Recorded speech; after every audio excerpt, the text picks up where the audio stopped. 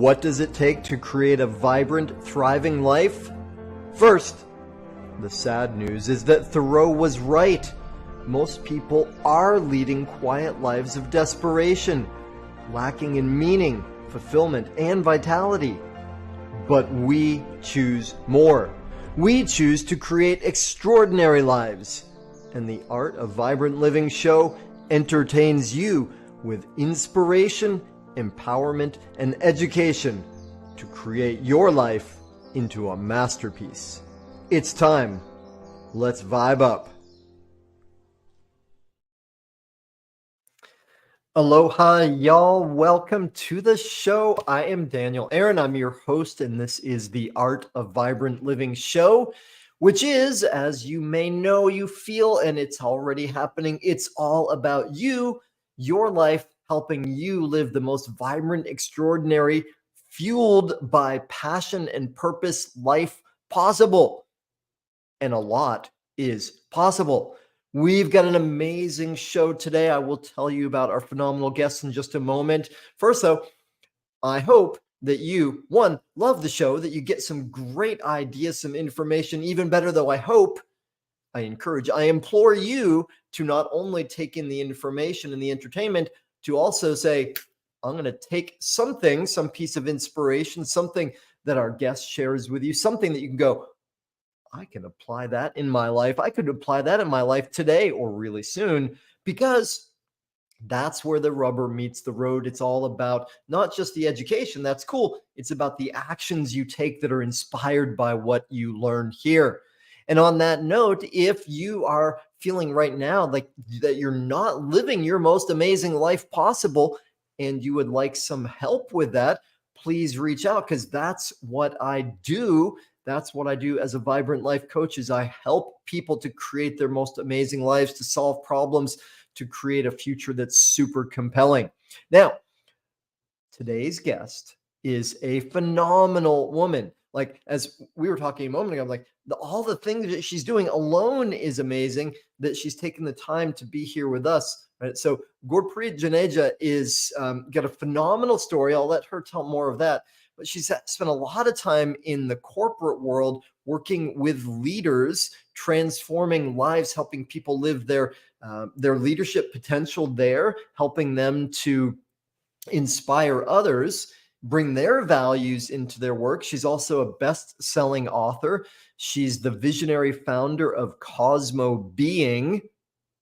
Did you hear that? CosmoBeing. Like, doesn't that just say to you, like, what's that? I need to know more. We'll know more in just a minute. And she's also a mother, a wife, and a dog owner. So she's got the whole package going, and we are super lucky to have her here with us. Gurpreet, thank you so much for joining us. Welcome to the show. It's a pleasure to be here. Thank you so much for having me, Daniel, here. It's an honor. Oh, well, it's a blessing that you're here. I know, like, already I feel pressured on time because you've got so much to share, but let me take a breath. I'll step back. So before we dive in, because I've got 482 questions to ask you, first, though, would you say a little bit about how you got here? What's your journey been? And, and as someone who's been a corporate leader, who's now, stepped out and is founding her own business and really empire, I would say, while still keeping work going in that world and serving in that way. How do you do it all? And what got you to this point in your life? Absolutely. Thank you, Daniel. First of all, I want to really acknowledge this amazing show that you run, because I am so humbled to be here, and the difference it's making in everybody's lives. I mean, I was so moved. I have been moved so much by the stories that have been shared in this show. So thank you for having me here. And yes, to your question, I guess I'll go all the way back and then come back to today. Ever since I guess I was born, or I realized my existence, I always questioned what am I here for? What's my purpose? And I was always an outlier, just could never fit in, be it a friend circle, be it my family. And I have a huge family.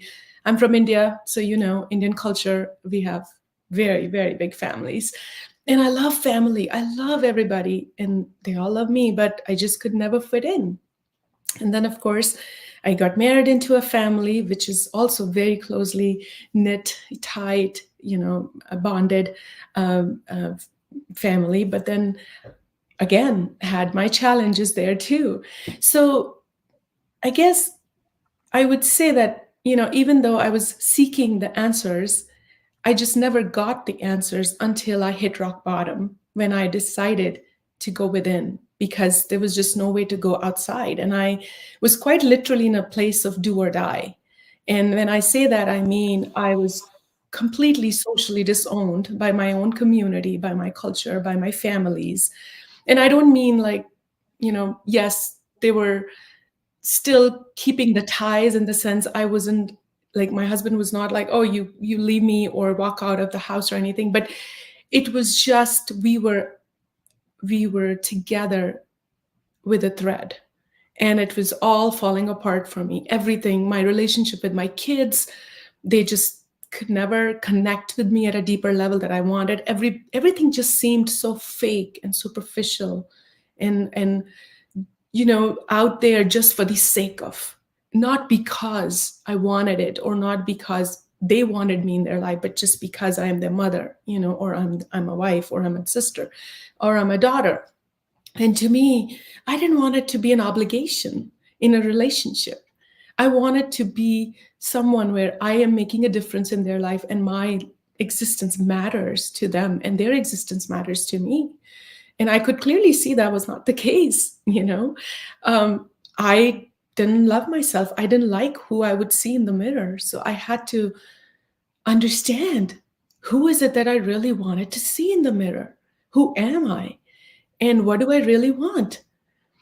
And that's when, I essentially started having a calling, I call it. It was a point. I had a spiritual guru I was following. I've been very religious my entire life.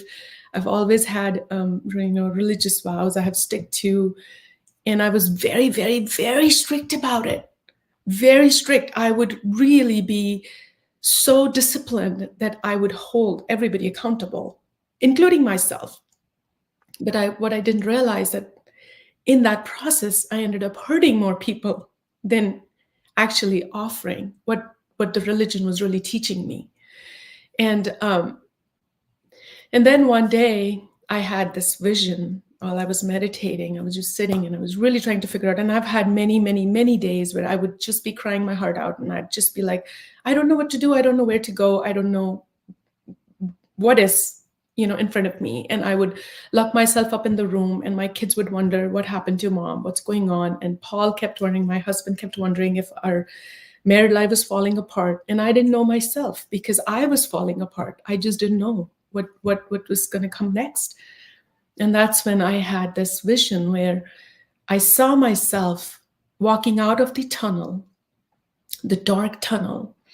And on the other side, it's this bright sun, this beautiful sun that I can't even see, I can't even gaze on it. It's just so bright. And I had to kind of close my eyes, through my elbow.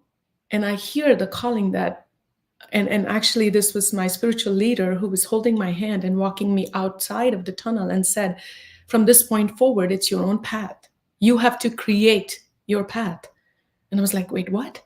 What do I do? Like, I have always had spiritual leaders in my life. That's how I was raised. I've always had one guru after another guru after another guru. And of course, we have a holy book like a Bible, in our religion. I'm from a Sikh religion, and you kind of follow that. I had memorized the entire book before I was 22 years old, and I would sing hymns in my church, in my temple, but it's just, I could feel the vacuum. It was just not going in. It was just so hollow. And obviously I wasn't living up to it at all.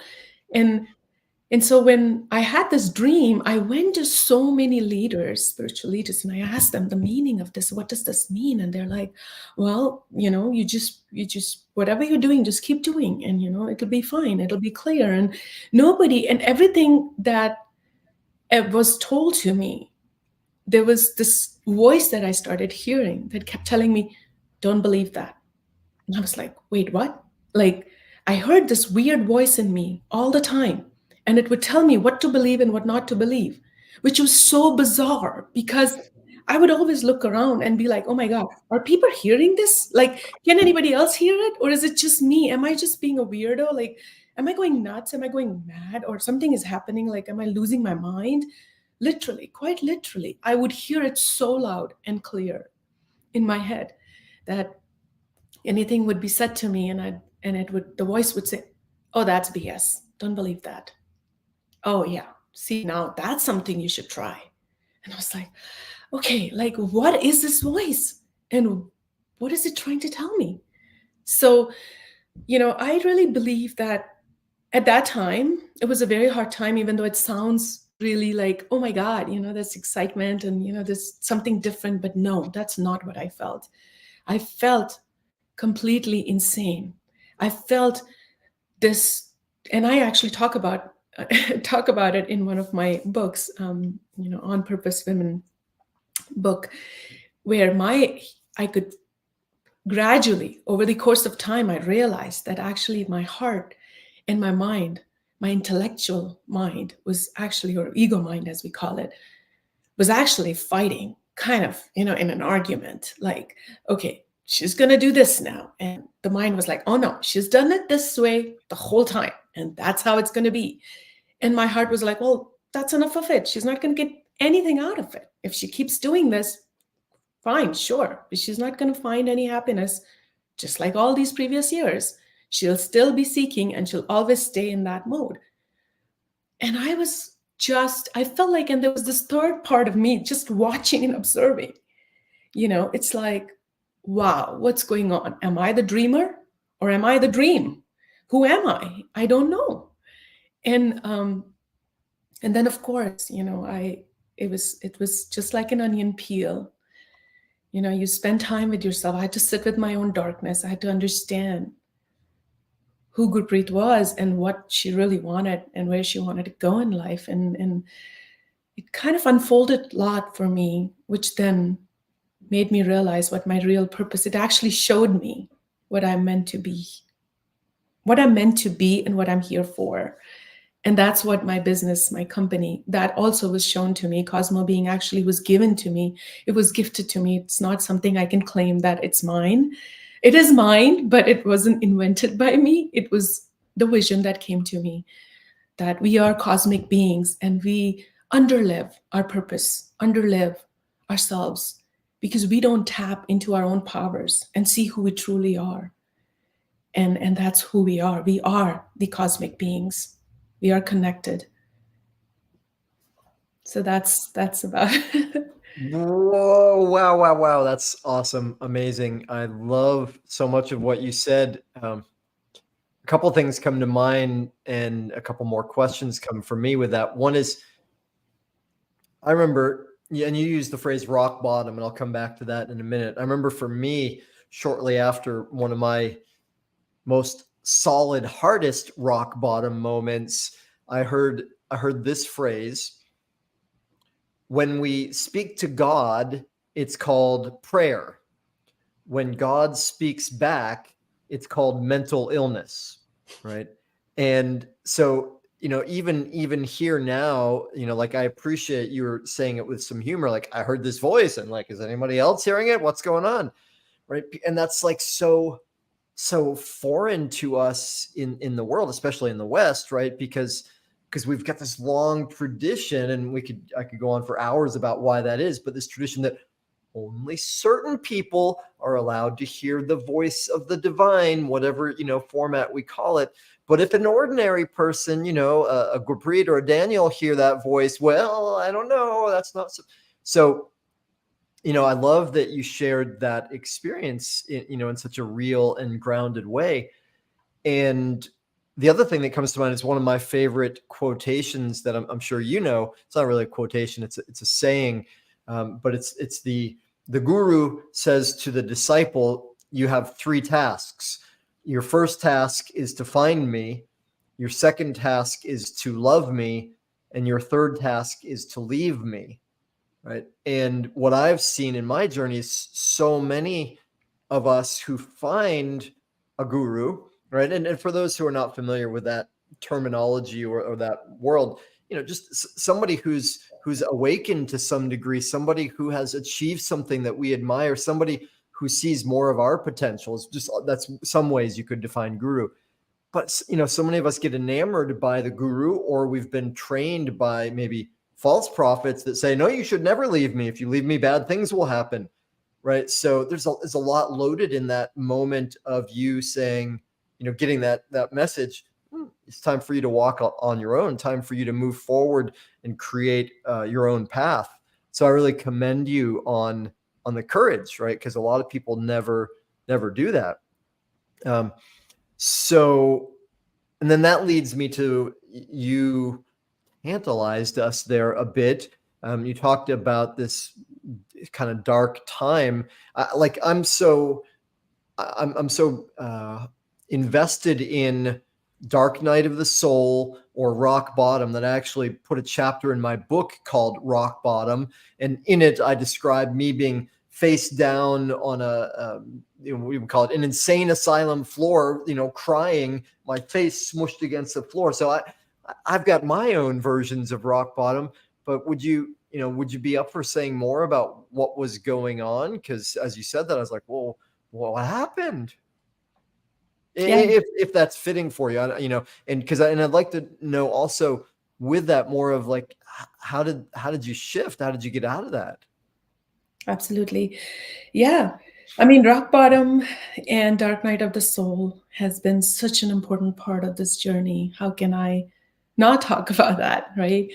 Um, to me, rock bottom was when every relationship just seemed so fake. And it just seemed, everything in life just seemed so fake. Getting a car, I wasn't born in the United States. I come from a country that is not so privileged. I have seen life on the other side. And I came here to create a life. And I did. I came on a full scholarship. I came as a student. I found an amazing job. I was doing great. I was making the money. I got the house. I got an amazing husband, loving husband. I got the kids. I had an amazing family. We would party. An amazing life, But deep inside, I kept feeling, is this it? Is this what life is?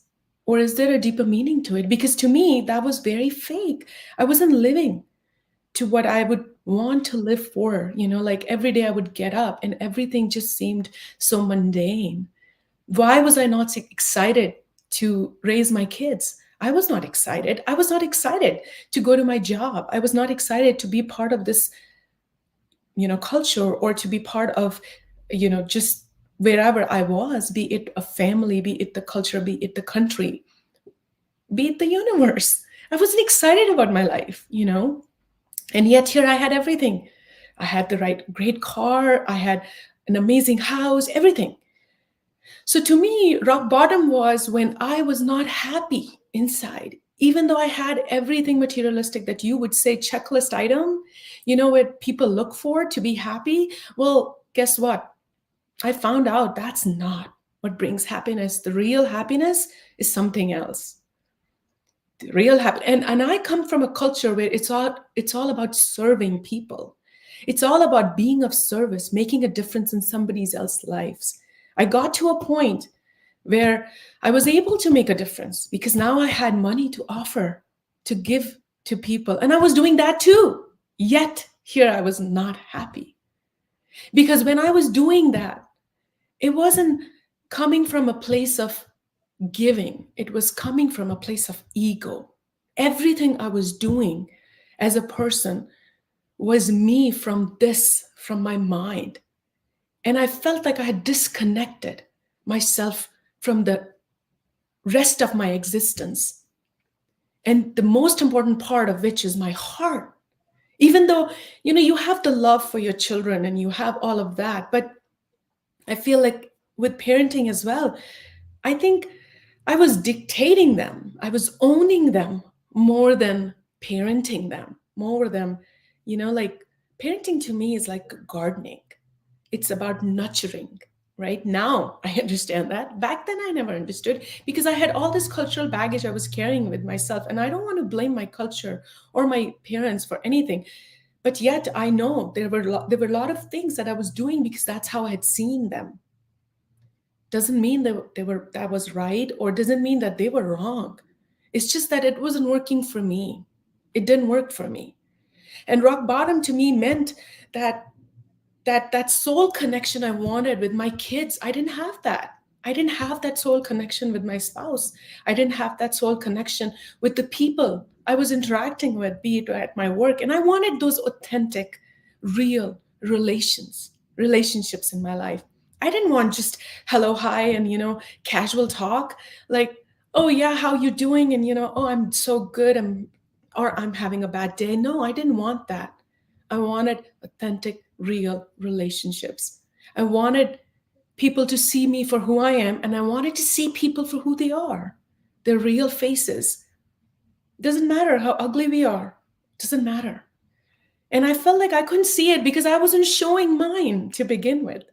I wasn't authentic to my own self. I couldn't see myself in the mirror and admit my flaws, yet alone show them to the world. And that was my dark night because I had to cover myself up. I had to be someone else when I would step out. And I had to show, like, oh, I have everything, so I'm happy. Yet here I wasn't. That to me was rock bottom. That to me was something that I needed to unlearn and unload myself from all that I had acquired to actually find me who was buried underneath somewhere, trying to breathe, hoping that one day I would be unburdened. One day I would come alive and be who I truly am. And so that was my calling. That's where I felt I wanted authenticity in my life and in every relationship that I have. It doesn't have to be a million people. Even if it is 10 people, I'm happy with it. But I wanted authenticity. I wanted my kids to be happy to see me, not because, oh, you know how they say, like, the cat is away and mice will play. That's how literally my kids would feel for me. And and I know, I mean, no matter how we talk about it, with teenage kids at home, you would think like, well, teenagers always feel that way for their parents. Not anymore. My kids want to hang out with me. They want to be with me now. They miss me when I go. They call me a million times. They message me, and I have to tell them, can you stop? Like, I'm really busy right now, honey.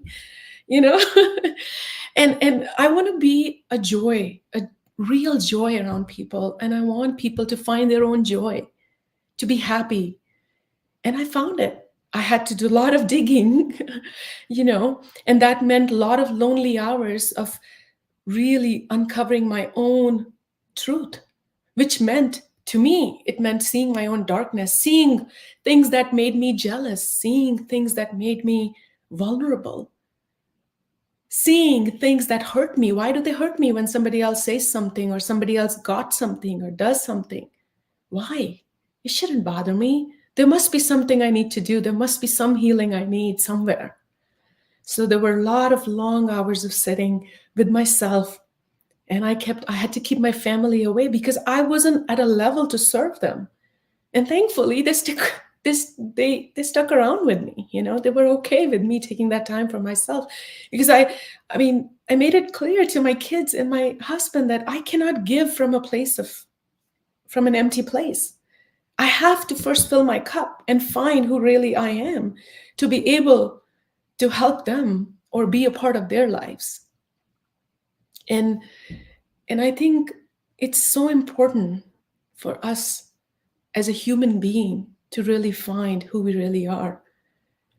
Because, knowing our strengths and knowing our weaknesses is one thing, but really understanding every single thought that we get, why we get it, what place does it come from, how do we feel about it, why do we feel about it that way, and if we don't like it, maybe change it. Where does that change come from? That all is knowing, is, I call it knowing thyself. That's what needed to happen for me. And I'm so grateful that all that hard work paid off, because the grass is not greener or was not greener at the other side, and it's much different now, for sure. So That's beautiful. Thank you. I appreciate you sharing that with us, and and being vulnerable about that. And there's this classic expression that everybody knows, that money can't buy happiness, and we could debate that, but everybody knows that money can't buy happiness, but they want to find out for themselves, right? And so, you coming from a culture where there's a lot of poverty, right, to then making it, and and I commend you on the bravery of that. That's a huge thing, right? To leave the familiar, your country, your culture, and to come over here and use the resources that you have and get ahead, and then get the American dream, and then to realize it's not really working, it's not fulfilling me, I'm not happy. Well, that must have taken a lot of courage too, because there would have had to be some voice in your head that says, come on, are you, don't be ungrateful. Look at all that you have, and you should be happy with all this. And so, a couple questions that come from that. You said that you had to keep your family at a distance or something like that in that process. Will you say more? What did that mean for you? So for me, it meant I took some time off from work, and I just had to really sit with myself, like literally, I would not. So we have this thing now where we have a family time every day. I mean, of course, there's dinner time, but then there's a separate family time. And we didn't, I would not spend much time with my kids or my family. Actually, in all honesty, because I was not authentic, and because I was at a very unhappy place, all I could give people was unhappiness. I wasn't giving anybody happiness. And because I couldn't give any happiness, there was not too much I had to do, because people would just be like, whatever, let's leave her alone, And so I didn't have to do much effort there, because my doing had already done it. My being had already done it for me. My being at that back then had already created that room for me where I was alone. I was lonely, and I was alone in a family of, like, if I count all my family members, we were like probably 50 plus, but I was yet alone. I was alone. I was so lonely. And so finding that place for myself was not hard, because I just go lock myself up in the room. And I had some tools that I used back then, to kind of understand and unravel and unfold myself. And like I said, I do get visions, I get callings, and I would be guided to do certain things. And since then, I have been on this journey of transformation, where I'm either learning a tool, learning a skill, or doing something to kind of get better at who I am, and being more of myself. And that's exactly what I also teach in my CosmoBeing, in my organization.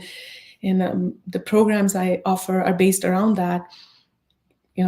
Like recently, there's this heart math that I've done, heart math resilience advantage certification that I've done. And I offer that, how to connect with your heart, and how to actually tap into your own power, hear your own soul's calling, and understand. And this is all research-based, scientific, because, I have patents with the government. I have very strong analytical mind. So my analytical mind would not let me go through anything unless it was satisfied that it got what it needed, So, so not that everything I did was research based. A lot of the things I did because I felt called to them, but a lot of the things I offer are research based, evidence based, proven to really help you understand, transform, catch your own thoughts, and how to bring change in your own life, a desired sustainable change. And in the process also, what I realized was, we tend to really kind of undervalue ourselves, and we really live in a small bubble of the understanding about ourselves, of who we are as a self, with a S, as a small s, right? Not realizing that this small self can only do so much, can only offer so much, not just for their own betterment, but also for the betterment of the society we live in. And how much more there is out there that we could tap into and unleash for ourselves and for the people around us who we love the most, and bring a difference in our lives and in their lives. But you know what? The change always begins from home. And this is the home. Change begins here. So I feel it's so worth spending that time and understanding and bringing that change. Because leaders are not just always who lead from the back, leaders are also who jump in first. There's always two ways to it. That's what I believe in. Well, that's beautiful. Thank you.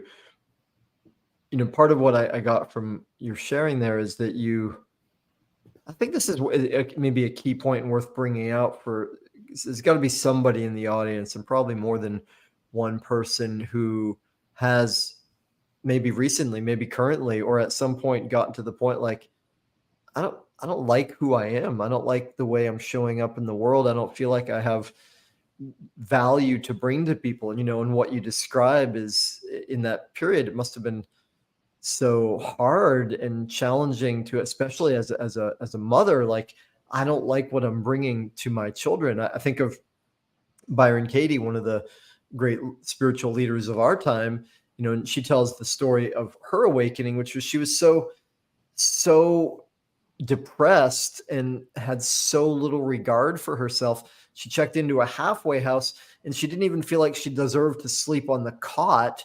So she was laying on the floor, right? Like that low level of self-esteem. And then she had a miraculous experience, right? She had a cockroach crawls across her hand, and then boom, she wakes up and all the pain and the illusion is gone. Some people would call that a walk-in or a sudden enlightenment. Most of us don't have that kind of thing. What I am sensing from what you said, though, is similarly, you didn't like instantly have all of your self-doubt or problems or undervaluing of self. That didn't all disappear instantly. What's been most helpful for you? How did you turn things around? Yeah, so my entire childhood, I was very insecure because academically, I wasn't very gifted. And being a girl, the first child as a girl, I was raised with a lot of belief patterns or limiting patterns of how a girl is not capable of everything. And kind of girls kind of bring shame to family in some ways. Again, I would not want to put it on my parents, because I don't think it was, they were naive to that. And I have a beautiful relationship with my mom and dad, but they were raised that way. And my grandma was raised that way, so that was really a cultural baggage we all were carrying, for generations, who knows how long. And so for me, always seeking that attention from outside and that validation of my existence, I was getting sick and tired of it because I wasn't getting it anymore. And having the money and the house and the spouse and the family and the kids and everything, still I was at the same place. I was stagnant. I was still seeking that validation. I was still seeking that security in myself, that I am something, I am someone. And I was so full of myself, but yet you're so empty. So for me, it was really time to understand, where do I fill that emptiness? And I really took a lot of support of my religion, my culture, in the sense that you go back to your basics, really. And to me, that was it. When I was taught, or when I was, shown this way of finding your own path, oh my God, I was like so scared. I cannot begin to tell you. Like, I did not want to embrace it. And I kept ignoring it. I kept going back to my spiritual leader, and I kept getting the message on and on and on, again and again and again. And the more I would not follow it, the more I would get caught up in the illusions. In the sense, so ever since I was born as a child, I always feared miscommunication. My dad and his brother would have a miscommunication or anger issue or something, some misunderstanding, and I would just fear it. I would always fear it from the times I can remember. I always question, why can't we all just live in peace and love? That's just, to me, like in Bollywood movies, they always show happy endings, and they always have this, and they lived happily ever after. I always believed in it as a child. Like, why can we not live happily ever after? Why can't we? Why are there problems? And so I would always question it ever since as a child. And to me, it was really important that belief that I had of happily ever after. I believed in it. I believed that it exists. I just can't see it. I can't get to it. I don't see it in people's lives, or I wasn't seeing it at the time. And to me, I had to work to get to that.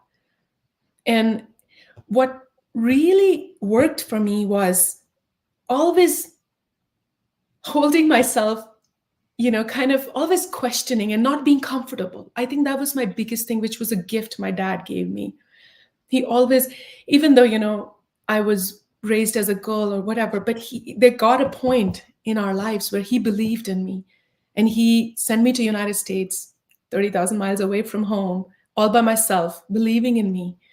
And he told me that, if you believe in something, you will accomplish it.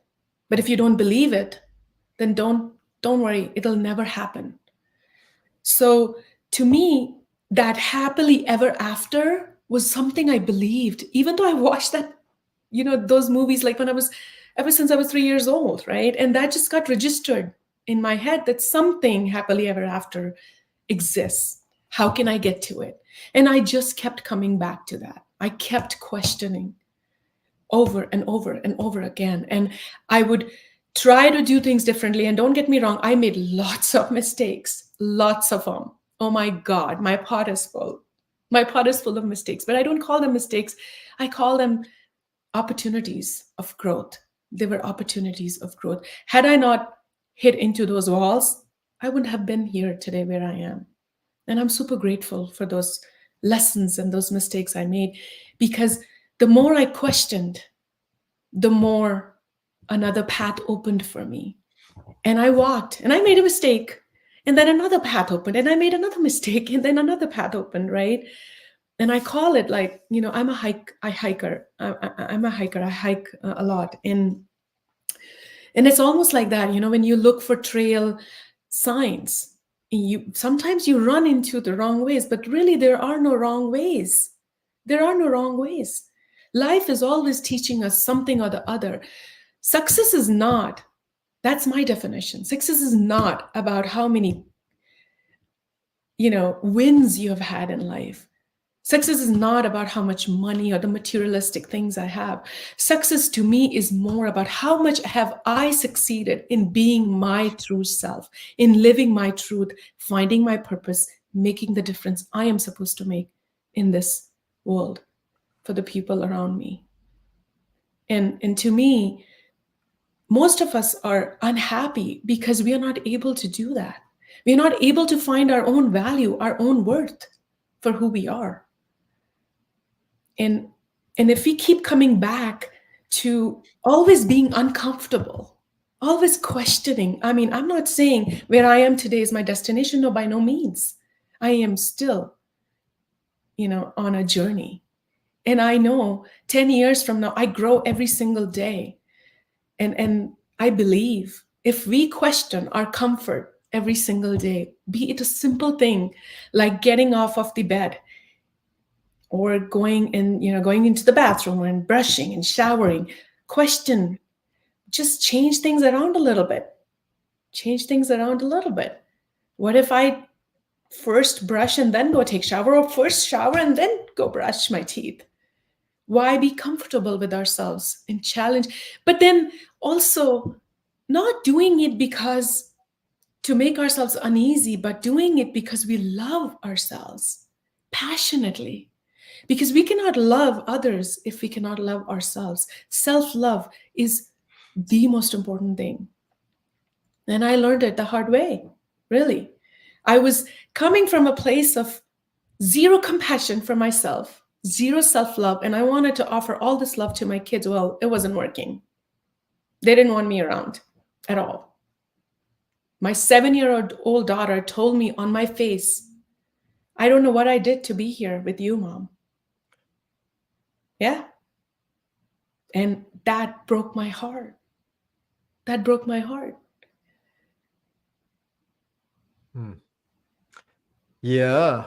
Well, that's super intense. And again, I commend you one on again on your vulnerability and sharing that, because I know that we've all had experiences like that, maybe not exactly the same, but but I also commend you on what you did with that. The way I hear it anyway is that, so your daughter saying that, and I'm sure there are plenty of other examples for you and for all of us, it broke your heart, right? And part of what that did also though is open you up, and you use that as an opportunity to look within and to try something different. And what so many people do in the world is when things aren't working or when they're not feeling good, they become like the frog in the proverbial hot water and just get used to it. And that's the mainstream way of life, is like, yeah, that's how it is, or that's how I am. Yeah, I can't complain. It's not so great, but I don't want to set your sights too high. And that's kind of one of my main soapbox items is like, hey, there's a whole other world out there. Don't settle for that. So I just love that you, had the courage to face those really difficult moments and to insist on going forward. And you just talked about some, I think, some cool little strategies there of like, well, do something different, change it up, maybe brush your teeth and then shower, then brush your teeth. So what else? Because time's kicking along now, and I know you've got tremendous experience. You mentioned, I don't know if you used the words, but you mentioned heart math a little while ago and the science around that, and I know you've done work with neuro solutions. So what do you feel like now, and when you work with people and when you serve people, what are and maybe for yourself even, what are the most effective tools? What do you recommend for people who maybe are waking up in the same way and going like, yeah, man, I need to shake it up. I need to change things. I'm not going to settle for this anymore. Yeah, so first thing I would say is that, well, congratulations if you feel that way. Because I feel that's almost like waking up to a new life, to a new world. It's a rebirth. It's a birthing process. So be ready, because birthing process is never easy.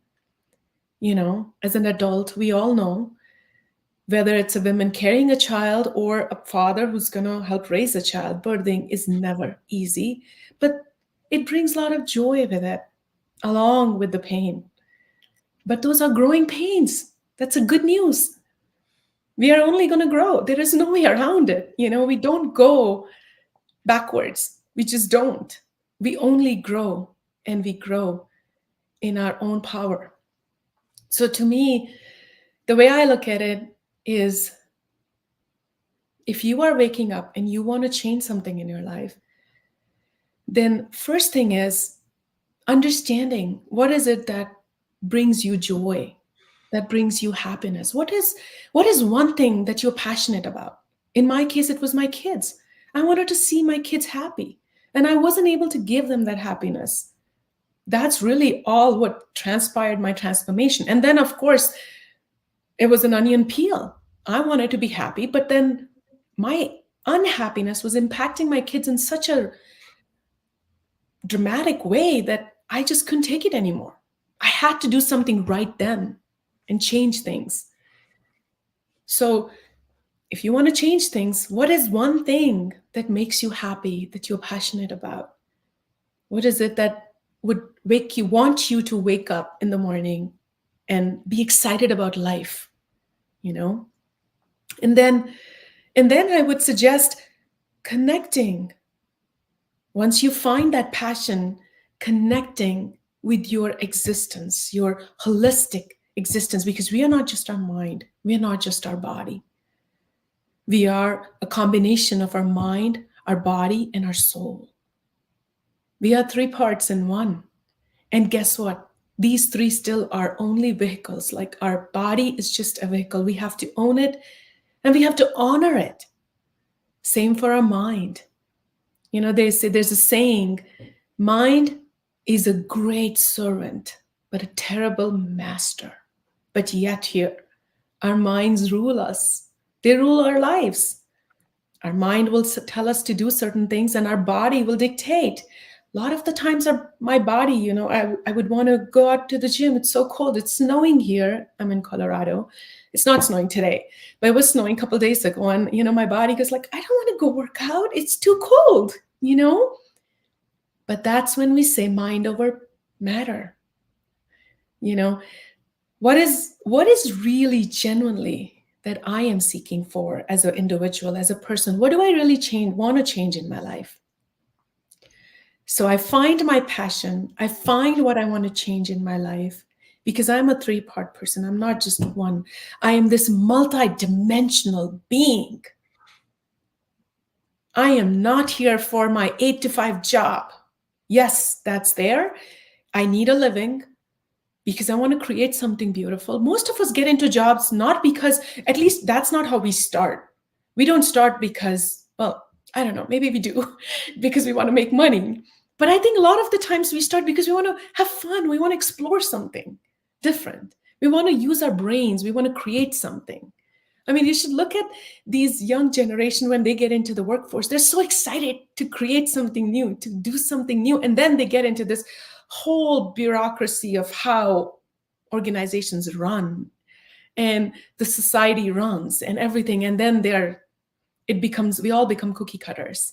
We lose our uniqueness, you know? So I think it's so important to tapping into your passion, finding what I do want to change in my life. And I would say start with something small to medium size that you want to change, not something too big because you're going at this for the first time. So find something small that you want to change in your life.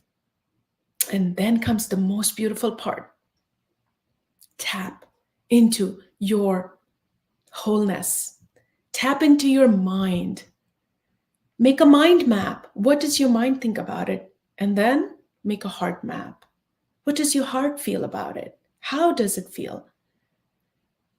Because we either live from here or we live from here. But what our true power lies in tapping into both, being coherent in our mind and our body. And that's when we are so centered, that's tapping into the most creative center. And that's actually scientifically proven. I'm not just making this up, you know, this is all scientifically proven. So for all those intellectuals out there like me, you know, who are just thinking, oh, wait a minute, what does that mean? You know, yes, please Google it if you need to, or go to heartmath.org and you will find it. When you are coherent, that's when you tap into the biggest part of your brain, the frontal lobe, the neocortex, it's called. And that is our creative center. When we are not coherent, when we cannot tap into our brain and our heart together, we are out of balance. When we are out of balance, we can't find the most ideal solutions. And that's the moment when we start feeling, wait a minute, maybe I shouldn't have written that email. Maybe I shouldn't have said that to my daughter, you know? And I had a lot of those moments before. But things are much different on the other side. Like I said, it's less regret and more joy. It's less, you know, falling on your face and more looking up, uplifting not just yourself, but the people around you, showing them their own power. Because we all are powerful beings. Only if we knew that. Indeed. Wow, that's beautiful. Thank you for sharing all that. And part of what I take from what you said is, I think, worth pulling out and echoing a little bit the keys to transformation to human behavior, the pain, right? And you described a bit of, well, you described a lot of how things got painful for you. And that was like, I don't want to live this way. I don't want to be such that my daughter would say that to me. I need to change who I am. So that pain is a great, kick in the ass to say, I need to change. And that gives us the courage, the commitment to go beyond what's familiar. But then you also brought in the wisdom of we need the pleasure, we need the future, the compelling possibility of saying, well, what are you passionate about? What excites you? Right? And we really, like, to make sustainable transformation, we need both of those things. So I love that you clarified that recipe, I would say, for change. And oh gosh, there's so much that we can talk about in all that you shared, and time's clicking along though. So Gurpreet, what's the best way for people that are like, man, I want to connect with her more or work with her? What's the best way for people to get in touch with you? Yeah, I mean, I am on social media. I'm on Facebook, Instagram, CosmoBeing, Gurpreet Juneja. And then also my website. I have ways where people can reach out to me, Discovery Call. I also have a gift that Daniel, I'd let you share with everybody, which is essentially a HeartMath tool, and it's called Quick Coherence Technique in HeartMath. And there's a lot of science behind it. A lot of great professionals use it, and it's very, very successful. And I have a little kind of a tweaked, improvised version of mine that worked for me, which I would like to share with everybody here who's watching us. It helps you center yourself. So I use this technique on a daily basis every time. Even right now, like as we're speaking, if I feel something that, oh, wait a minute, I am not coherent. And believe it or not, we get to a point in our lives where we know when we are not coherent. We know when we are out of balance. And it's okay if we don't know, because it takes a knowing to know that too. And once we get to a point where we know that we don't know, then it's time to know, that we are not coherent. And I'm sure when we are ready for that change, we will make that effort, because we are just amazingly powerful beings. So when it's a choice, it's really a choice.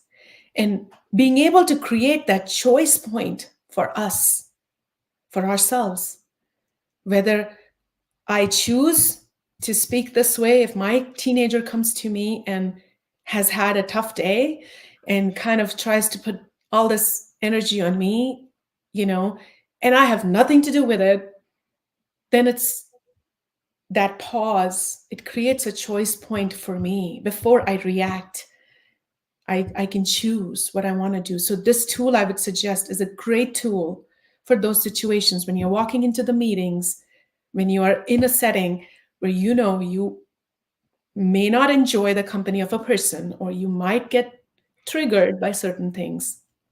It's a great tool to help you become coherent so you can tap into your power, your neocortex, your mind, and your heart all together, and hear that voice. Let that voice guide you. Steve Jobs, I watched his interview and a while back, and he said 89% of the successful people make their decisions based on intuition. What is this intuition? What is this gut feeling? This gut feeling is that voice that brought me, into the existence of who Gurpreet is today. That initiated the birthing process for me. And that's the voice we all need, we all want to hear. So being coherent is what gets us into tapping into that intuition, into tapping into that voice. So it's my absolute pleasure to share this tool with you all. Thank you. Yeah, beautiful. Thank you. So that's awesome. I put the URL, the web address in the comments. So those that are watching with us live now, it's in the comments, or if you're watching it by rebroadcast, it's in the comments. For those of y'all that are listening by rebroadcast, I'm going to say out the whole URL. It's a few letters, a few words, and you can pause if you need to, but just to make sure you have it, because that is an incredible gift. And I'll echo what Gurpreet said, that the reality of coherence, or the reality of incoherence, which is often what we experience in life because we've gotten used to that. That's very much the norm in the world. It makes a really huge, massive difference in the way we are living life, what we perceive, what we do.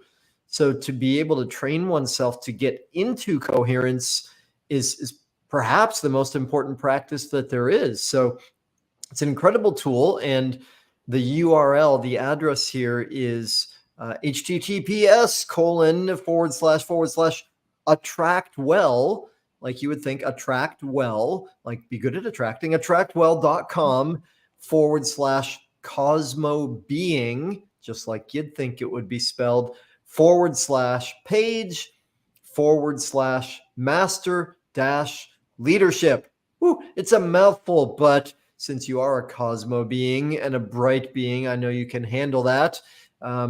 Awesome. What a beautiful gift. Thank you so much for sharing that, Gurpreet. And I love that you have really taken your own rock bottom self-discovery, worked on yourself, found more and more tools, added in the science-based learning around transformation, the neuroscience of it, and then made yourself into such a valuable gift and resource for people with that.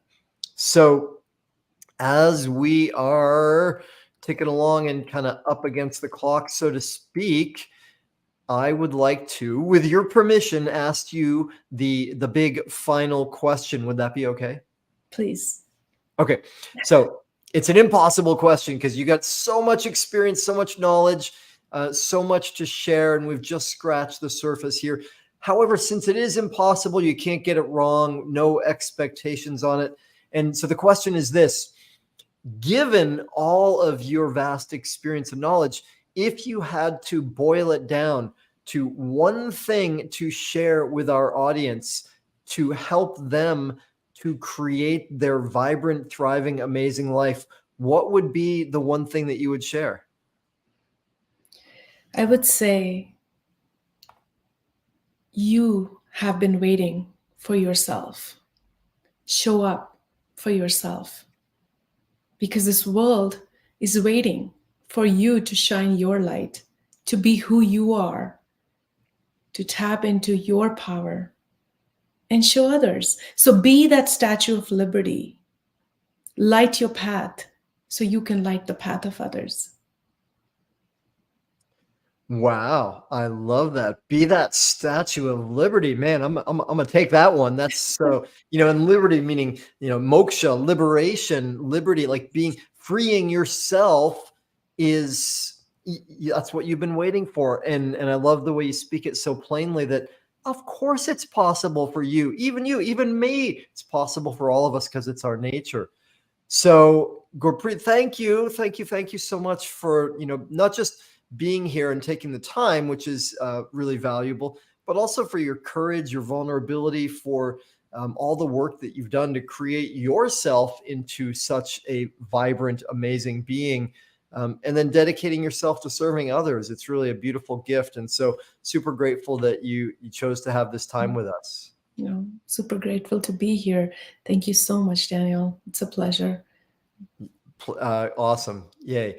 And y'all in our audience, thank you most of all, because you are not like just everybody else, and nothing against everybody else, but the mainstream just kind of getting by. You are enough interested in creating a vibrant, thriving, amazing life that you actually took some time to get some education, some inspiration. And please, again, don't leave it there. Don't stop at that point. Take the information and take just one nugget. There were 422 in this episode alone. Take one nugget, please, and apply it in your life. If you want some help with that, reach out. I would love to connect with you and offer you whatever kind of support I can. There's a lot of ways that are possible. Take one nugget, apply it in your life. We'll be back again soon for another amazing show. And in the meantime, please make your life a masterpiece. See you later, y'all. Aloha. Mahalo for tuning in to the Art of Vibrant Living show, y'all. I'm Daniel Aaron, and may you live with great vibrancy